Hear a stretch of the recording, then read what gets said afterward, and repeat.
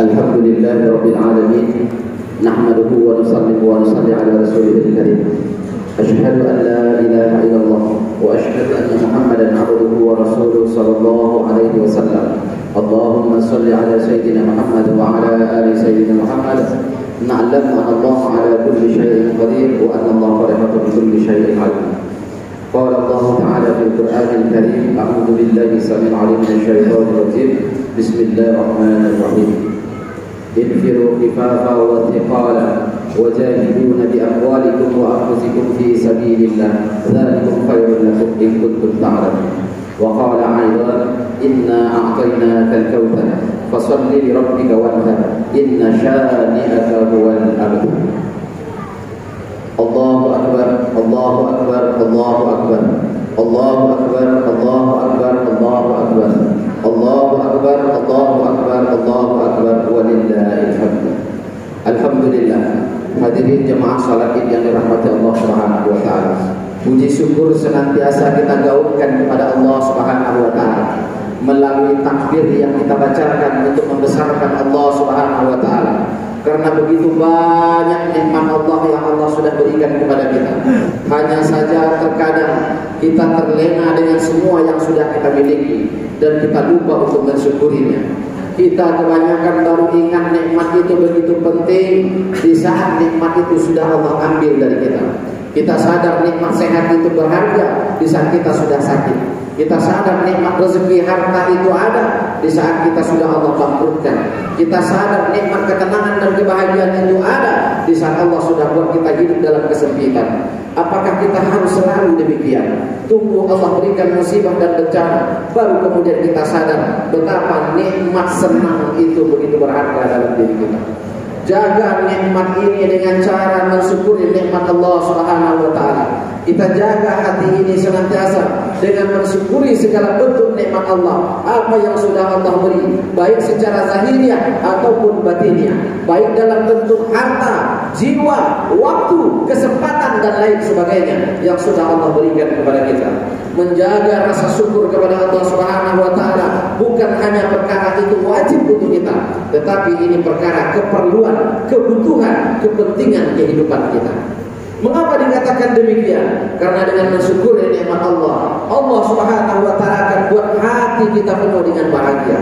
Tidak ada tempat yang bisa membuat kita bahagia. Orang kota menyangka di kampung tempat bahagia. Mereka berwisata ke tempat-tempat di pedesaan, danau, air terjun, sungai-sungai, pegunungan. Inilah yang dicari oleh orang-orang kota. Sementara orang-orang di desa merasa bahagia itu ada di perkotaan. Mereka kejar kebahagiaan di perkotaan. Mereka masuk ke mal-mal yang ada di kota karena mereka kira di situ ada bahagia. Sedangkan orang di kota sendiri pergi ke desa untuk mencari kebahagiaan. Di mana letak bahagia? Bukan di kota dan di desa. Orang miskin mengatakan mereka baru akan bahagia kalau punya harta yang banyak. Tapi orang yang sudah punya harta untuk tidur pun butuh obat tidur. Begitu stres kehidupan mereka tidak bahagia. Jadi di mana letak bahagia? Bukan pada hartanya. Orang yang sendiri merasa, orang yang bujangan, gadis dan single merasa kalau sudah punya keluarga baru akan bahagia.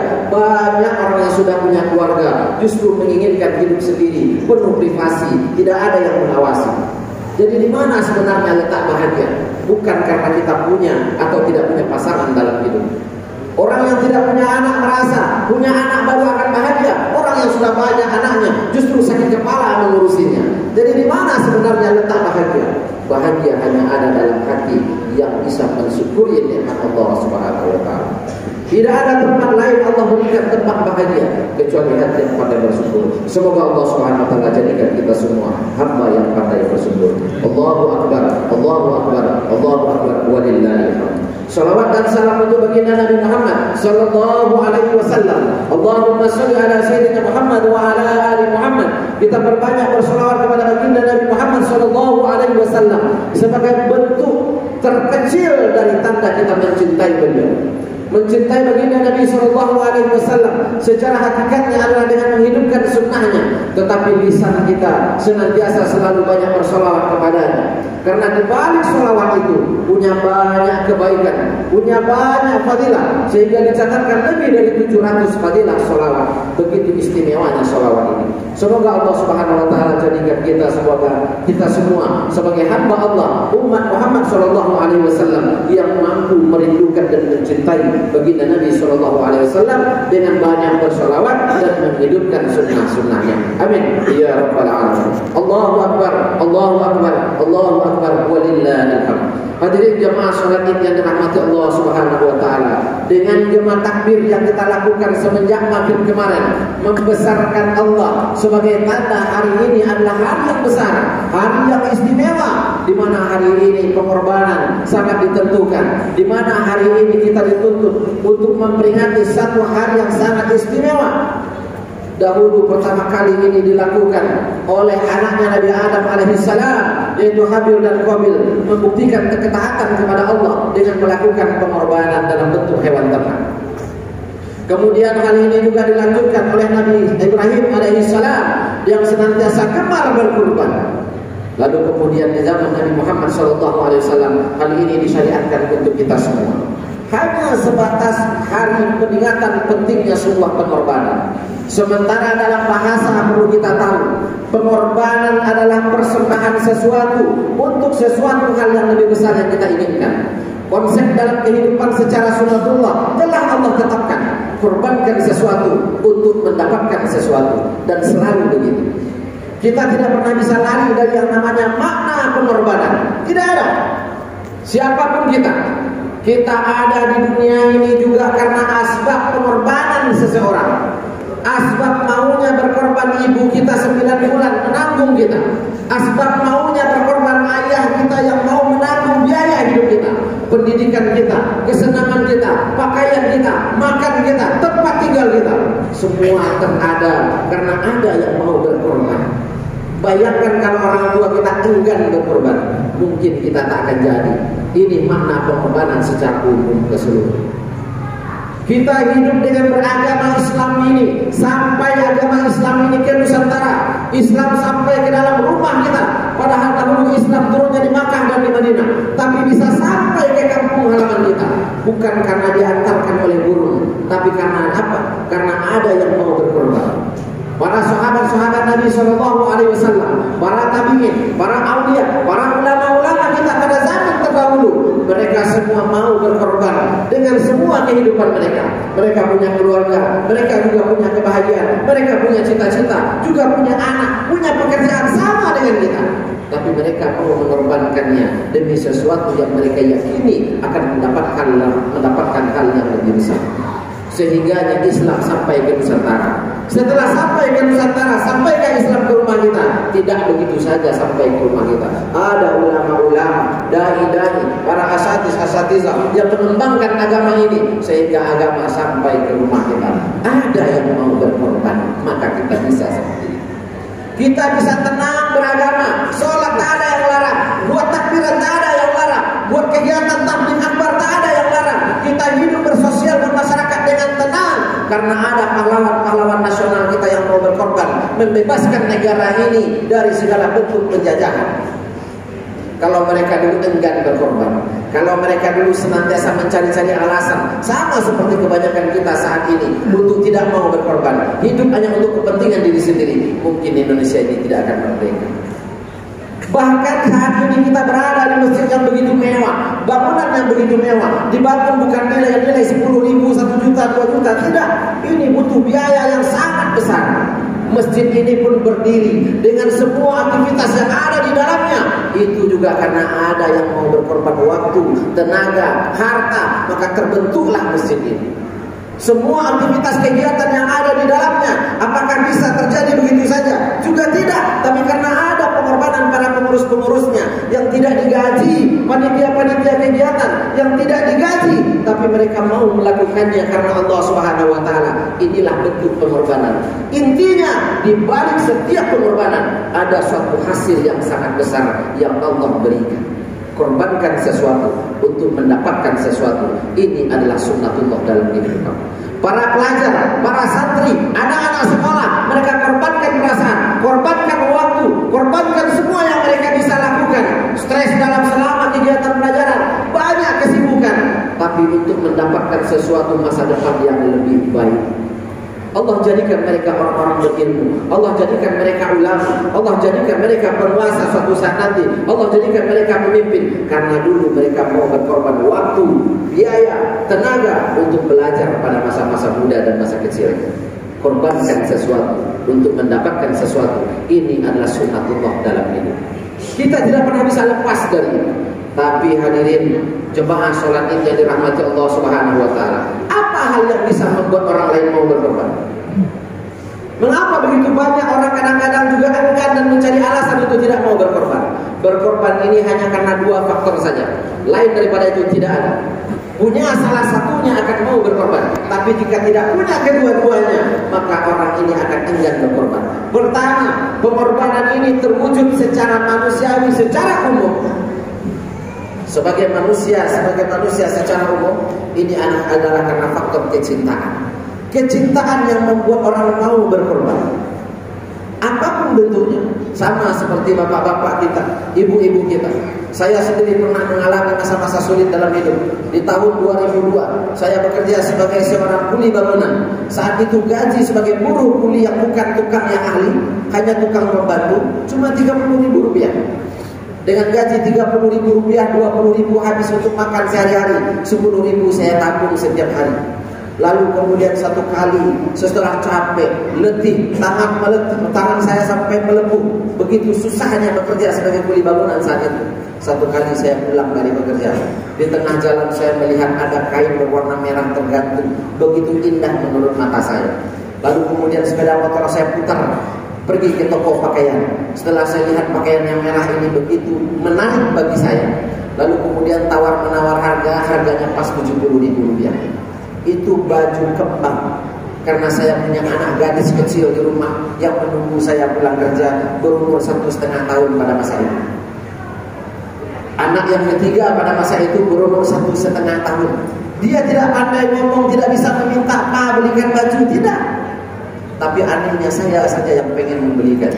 Sesudah dibelikan baju yang harga Rp70.000, 7 hari menabung jadi kuli. Yang kerja saya, yang susah payah kita sebagai ayahnya, capek-capek kita, sakit-sakit kita, usaha-usaha kita, duit ditabung, habis untuk anak. Anehnya, setelah sampai di rumah, saya belikan baju itu. Melihat anak saya yang kecil ini yang perempuan bahagia tersenyum. Dia lari-lari di dalam rumah, pakai baju baru yang dia punya. Semua lelah hilang. Inilah keajaiban cinta. Inilah keajaiban cinta.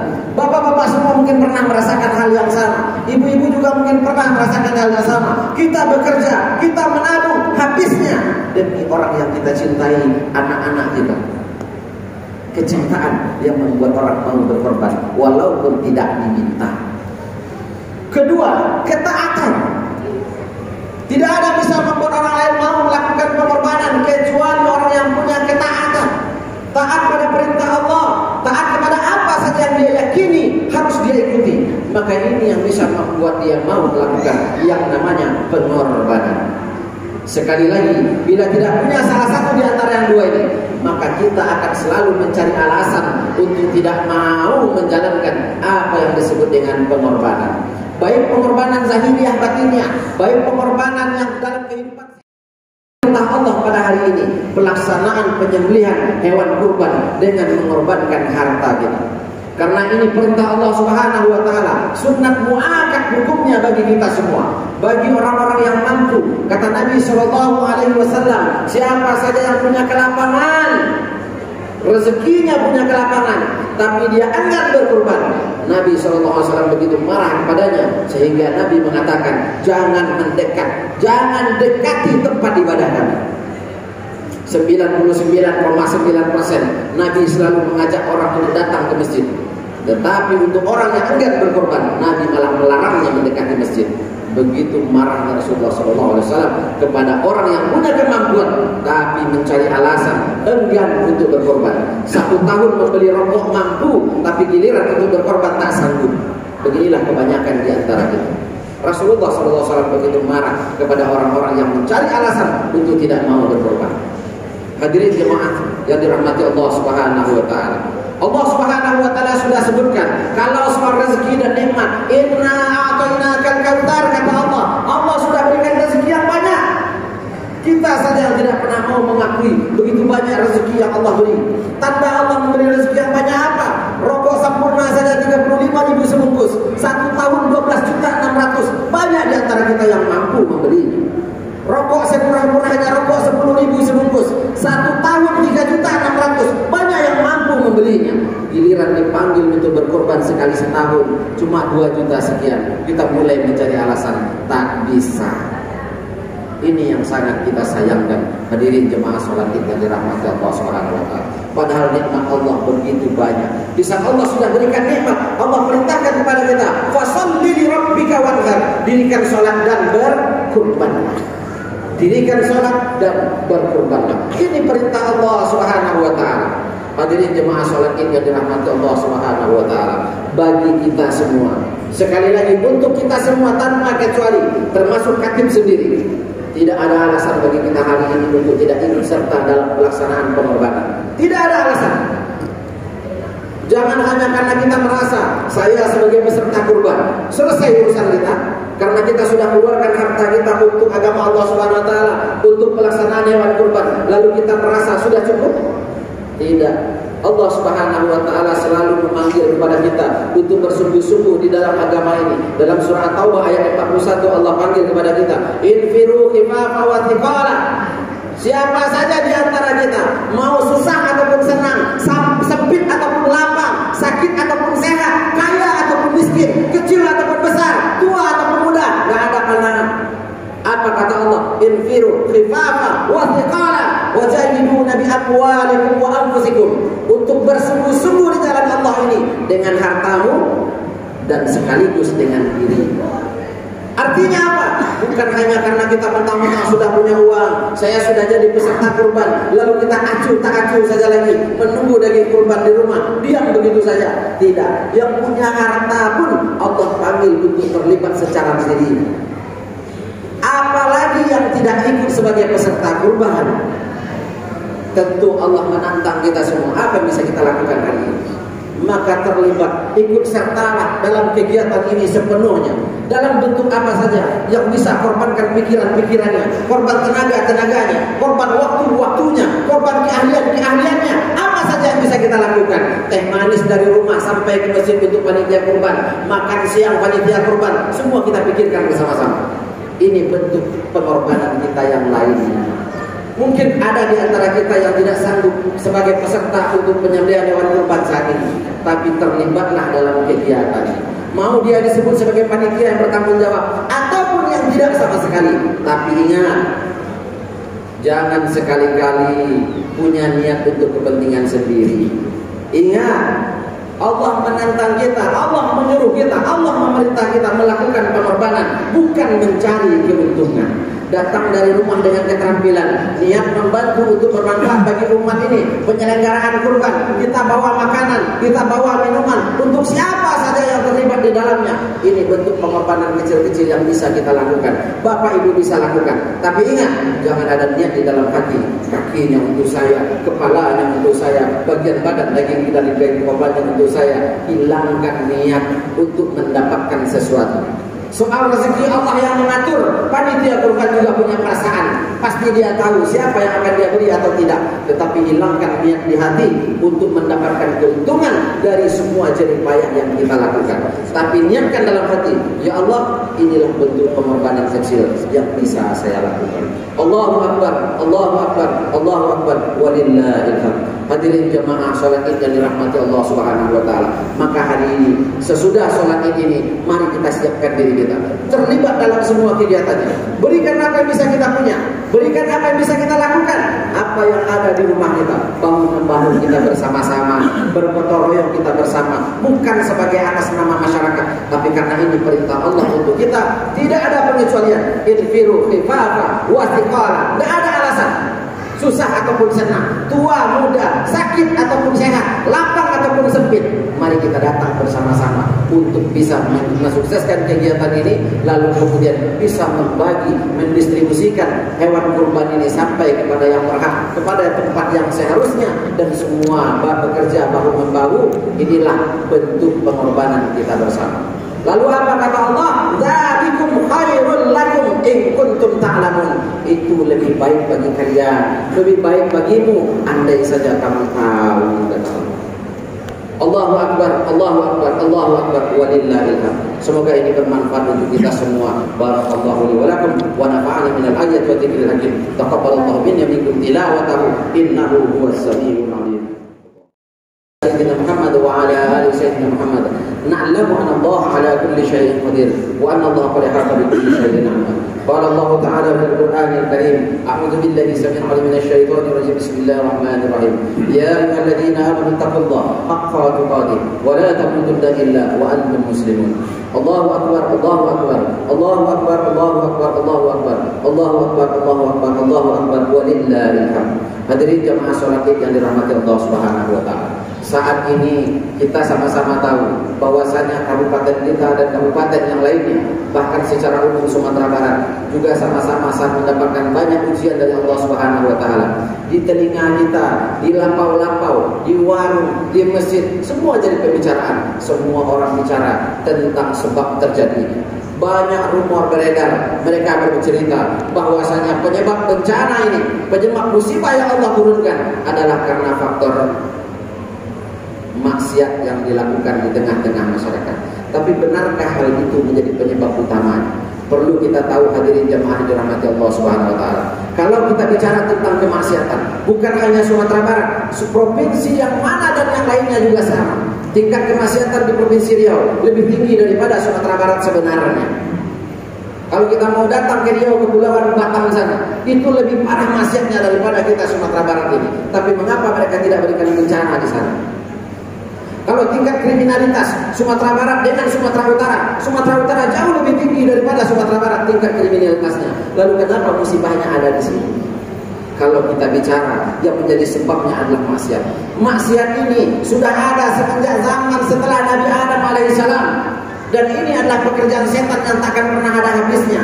Maksiat ini seperti bulu di dalam kepala kita, dicukur tumbuh. Tetapi apa yang menyebabkan Allah marah kepada kita? Hadirin perlu kita catat.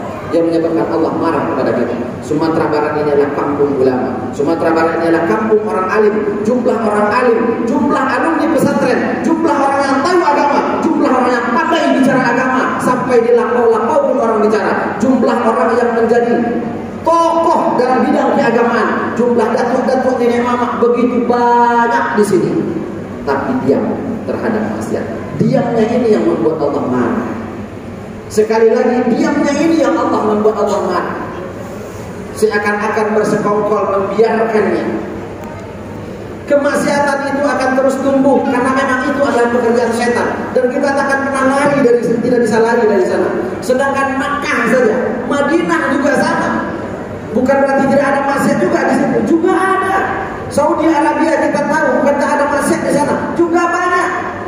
Tetapi yang membuat Allah marah adalah di saat sebuah negeri, kampung, di dalamnya banyak para ulama, banyak tokoh-tokohnya, orang-orang yang dilatih, diangkat menjadi datuk nenek mama. Sebagai apa? Sebagai orang yang akan bertanggung jawab terhadap kemenakannya bila kemenakannya berbuat salah. Tapi diamnya ini yang membuat Allah marah. Maka hari ini hadirin jemaah rahmat Allah Subhanahu wa taala, kalau kita bentangkan dalil-dalil untuk orang-orang yang diam, terlalu panjang khutbah kita ini nanti.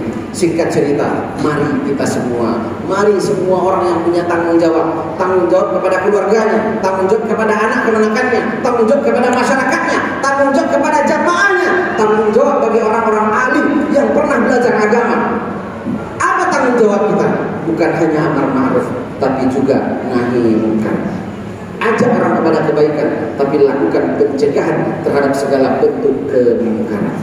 Jika kita tahu itu sebuah kesalahan, sebelum kesalahan itu menjadi besar dan menjadi kebiasaan dan tradisi, maka lakukanlah pencegahan. Mari para datuk-datuk, nenek mama, para tokoh-tokoh masyarakat, para orang-orang alim, para buya, para ulama, para dai, asatizah, semua yang ada, Khatib mengajak kepada kita semua, mari kita saling ingat mengingatkan dan cegah segala bentuk kemaksiatan.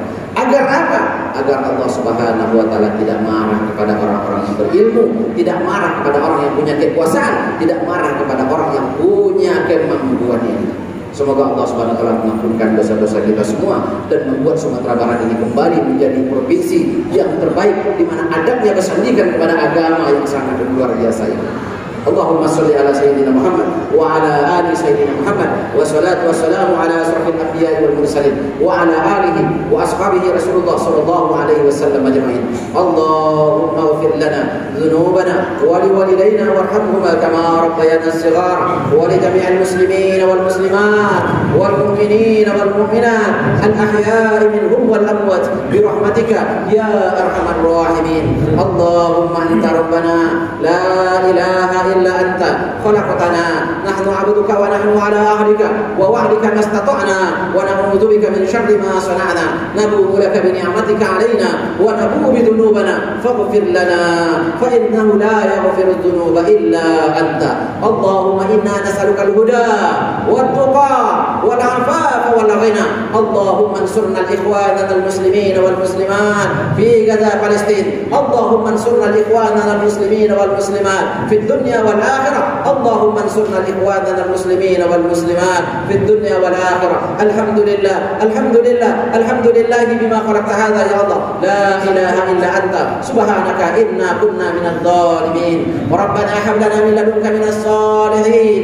اللهم أنت ربنا لا إله إلا أنت عليك توكلنا وأنت رب العرش العظيم. ما شاء الله كان وما لم يشاء لم يكن. لا حول ولا قوة إلا بالله العلي العظيم. نعلم أن الله على كل شيء قدير وأن الله قد أحاط بكل شيء علما. اللهم إنا نعوذ بك من شر أنفسنا ومن شر كل دابة أنت آخذ بناصيتها. إن ربنا على صراط مستقيم. حسبنا الله ونعم الوكيل نعم المولى ونعم النصير. ربنا آتنا في الدنيا حسنة وفي الآخرة حسنة وقنا عذاب النار. سبحان ربك رب العزة عما يصفون والسلام على المرسلين والحمد لله رب العالمين. عباد الله إن الله يأمر بالعدل والإحسان وإيتاء ذي القربى وينهى عن الفحشاء والمنكر والبغي يعظكم لعلكم تذكرون ولذكر الله أكبر.